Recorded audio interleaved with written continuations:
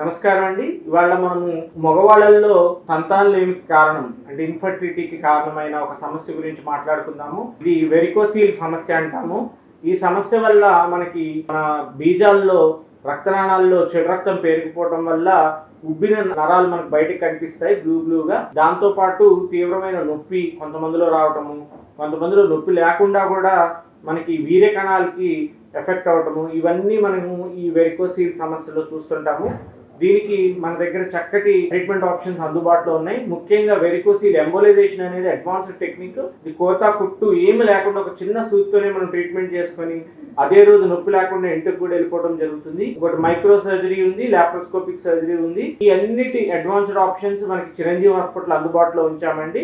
ఇలాంటి వెరికోసీల్ సమస్యలు బాధపడుతున్న వాళ్ళు అడ్వాన్స్డ్ ఎంబోలైజేషన్ టెక్నిక్ ద్వారా మనకి ఇక్కడ ట్రీట్మెంట్ ఆప్షన్ తీసుకోవచ్చు అని కూడా అందరికీ విన్నవిస్తున్నాం. Thank you.